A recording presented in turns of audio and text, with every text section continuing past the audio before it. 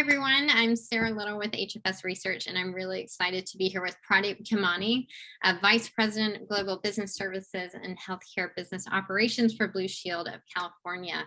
And first and foremost, we want to offer a huge congratulations, Pradip, to you, your organization, your teams, in growing and shaping the supplier diversity program that has won the diversity category in the HFS OneOffice Awards. So welcome and congratulations. Yeah, thank you, Sarah. Thank you for having me here at this moment and to give you my appreciation on behalf of my organization in terms of the recognition you've given us for our program. We appreciate it. Yeah, absolutely. So just to start, the purpose of this conversation is to also talk about best practices, insights that you can help other organizations, who are either starting supplier diversity programs or who are looking to really move the needle on existing ones. So I thought we'd kind of start in the beginning, back in 2018 when that mission and vision were established. Can you talk about some of the guiding principles and practices that you feel were so foundational in where you are today? Yeah, certainly. I remember when we started our journey back in 2018, we knew that diversity was always ingrained into our ecosystem for many, many decades and years, but we were just probably having this program operate in a very accidental environment where it wasn't a huge priority for the procurement team. But as the environment around us has matured and changed, we recognize the potential of diversity. And I think the first and foremost key learning for us was to establish a very bold and fearless 5-year vision and roadmap. Mm-hmm. And to get very specific in terms of what we want to achieve in that roadmap, not only in terms of growing our diversity spend on the quantitative side, but also qualitatively, how do we improve our program? Not only to get to marketplace recognition, but to also become that preferred brand for our suppliers to do business with. So each and every year, we established major milestones and key milestones, and were quite focused on seeing how we would deliver 2-3 focus areas to achieve those milestones. Mm-hmm. So it wasn't like trying to do everything at once. It was to break it into small pieces and be patient enough to recognize that as long as you're disciplined and you are diligent in delivering to those practices, at some point you're going to cross the finish line and be able to achieve a state of performance where it becomes very much natural. Mm-hmm. So in summary, what we did was we moved from an accidental attitude to an intentional attitude. Mm-hmm. So the mindset and the attitude makes a big difference in any program when you're looking to build from scratch and make it get to world class. Today, I would say that we are again very intentional. The journey hasn't finished. Our goal is that by 2023 that we further achieve greater heights. And we are measured not by just how much money we spend with diverse suppliers, but by also looking at what is the social and economic impact we create in the community we operate and live in. Mm-hmm. How does this program help create jobs? How does this create income? Mm-hmm. And as a result, when you create wealth equity in the community, it also leads to health equity, which, as we all know, is very important. So that's kind of where we are in our journey. So in summary, dedicate resources, bring in a focused approach with discipline and mindset, get executive alignment and support and visibility. Today, I'm proud to say that our CEO recognizes these results every quarter and appreciates the work that the entire organization is putting around diversity. So those are, I would say, some good practices of what would make a program succeed over a period of many years. Great. Those are some really amazing points. And I also love your point that you said about that disciplined and diligent approach, because especially in this era when so much is about speed, there's also so much about that cadence and just working diligently to your goal. So I really love that point as well. So another question, if you had the opportunity to do anything over again, what might you do differently? What might you advise other organizations? Yeah, the one thing I would certainly do differently would be to ensure that you or I would have data that is accurate and timely available. Over the initial years, we struggled with accuracy of data. Mm-hmm. We always knew that we were not capturing the full diversity spend that our program was delivering Mm-hmm. because we never were very good at investing in systems that can help us track our diversity spend. So if I was to do this all over again, the first thing I would invest in is a platform, a spend platform where you would not only have fully available insights about the supplier and the qualitative nature of the services they provide, but also a variety of their profile attributes, including that diversity classification, so that you can start off on the right platform of accuracy, so that then you can look to see where the gap is between your aspiration and your current reality, and then be able to make much more quicker progress than what we made. So Mm-hmm. while we are still very proud that we exceeded over the last 2 years, even our stretch target, you can imagine what could have happened if we had even had better and accurate data back in 2018. So that would be my biggest recommendation. And secondly, invest in a team that has focus and is living and breathing the program. Mm-hmm. Mm-hmm. And when you do that, you start to bring more focus and outcomes, which are as a result of the insights which come from data and analytics. So those are two things: resources and data. Mm-hmm. Platforms, which I would want to do it all over again in a different approach than what we embarked on.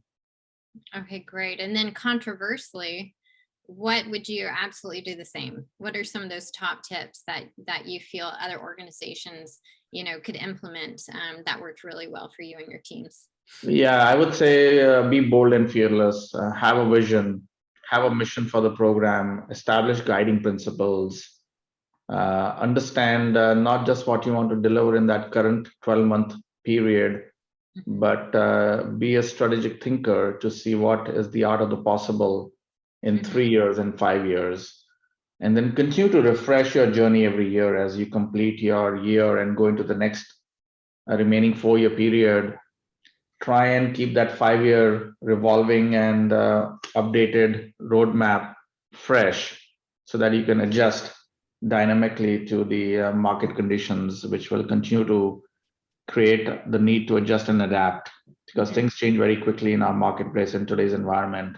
Mhm. So that's something which I would continue to do. So I would also continue to invest the time like we're doing right now to participate and benchmark our program, Mhm. whether it was with HFS, which was one of our primary objectives, was to see how we could stand in front of global organizations in terms of where our program is performing at, whether it's qualitatively or quantitatively. So all of those good attributes I would continue to always implement because that's been a very key core reason for our success. Great. I have two more questions here. So when it comes to just overall challenges, whether it's the nature of procurement or the nature of supplier diversity programs, what are some just ongoing challenges that organizations should be prepared to face, or things they can do now to alleviate some of the frictions? I know you spoke to data earlier and having a data platform. Is that primarily where you would emphasize? Are there any other points that just be prepared for XYZ, and here are some ways that you can kind of continually face that? Yeah, one of the challenges I would say, which we are continuing to work on and overcome, is in our procurement practice, being very intentional that when we go into the marketplace to select suppliers, that we give adequate importance to diversity. Oftentimes, all of us can be guilty of just being attracted by the big brands Hmm. of companies who are out there in the marketplace who provide great solutions and forget that there is also great outcomes, innovation, and transformation happening with Hmm. small suppliers who are in the local community, Hmm. serving very specific demographics because they've established themselves as the trusted advisor. So having that awareness is going to be key, because then we create that awareness and see how we can bring matchmaking in an intentional environment to see how we can then give an award business to those small suppliers. Not just to give it to them for the sake of delivering to some program objective, but also, of course, holding them accountable to ensuring that they meet our contractual requirements, quality, delivering what we call service worthy of family and friends. So awareness and being able to balance and also hold tier one suppliers, the large suppliers we do a lot of business with, to further take that program within their supply chain into tier two and tier three levels. That is kind of an ongoing challenge which we are continuing to chip off the block. But that would be something which we will have to continue to work hard on to overcome over the next many years. You know, that brought up something I remembered from our briefing that would love to touch on for our audience here, which is that code of conduct or code of standards that you have, not just for yourselves, but also for your suppliers. Could you talk to that for just a moment? Yeah, absolutely. We are recognized, I think, 10 years in the running continuously as one of the world's most ethical companies. And the code of conduct is extremely important to us. It's obviously a code of conduct which is in existence in every large organization, including small organizations. And we like to ensure that as much as we bring in our leadership behaviors and the three values of being human, honest, and courageous, that we also hold our suppliers to high standards of code of conduct, not only in terms of sharing the values for which Blue Shield of California stands up to, but also looking to see how they can contribute to a variety of other necessities which align to our culture. For example, environmental sustainability, workplace standards and compliance, ensuring that we create a very fair and equitable environment, like how Blue Shield creates an environment, which is why we are recognized as one of the best companies to work for in the United States. We want our suppliers to also embrace those values. And that's how we have reflected those values and those expectations in our supplier code of conduct, which requires every supplier to comply and to align with that to be able to do business with Blue Shield of California. Because at the end of the day, all of those conduct or codes of conduct align to our mission to making healthcare affordable and to delivering service worthy of family and friends. Okay, great. And then I thought in closing, if you could just talk about, what do you consider the ultimate outcomes? You just mentioned healthcare affordability. I know healthcare access is right in there too. What do you consider to be those ultimate outcomes and success, to really reach all your members? Yeah, for us, through this program, our ultimate goal is to continue to create equity in the marketplace, look to see how we can engage with suppliers who can help us accelerate innovation and transformation to be able to not only meet the local demographic needs, but also the larger marketplace that we service. Ultimately, the program is focused on making those investments in the community, especially with marginalized and underrepresented communities who have never had the opportunity to be able to do business with organizations like Blue Shield of California. From a brand perspective, we want to be the preferred brand with not just our members and other customers, but also with our suppliers. We want to be known as that company which is easy to do business with, a company which is highly ethical, stands up for what's right in the marketplace through creating an influence of our voice, and then be able to co-create our future. Co-create our future, which not only delivers to the healthcare mission of affordability, but also be able to create that economic impact in the marketplace. So those are ultimately those goals. The remaining performance measures are just what I call journey steps to get to that ultimate goal. Yeah, and that speaking of ultimate goals, ultimate purpose to not just serve your customers, but serve the entire communities and help everyone build and grow. So Yes.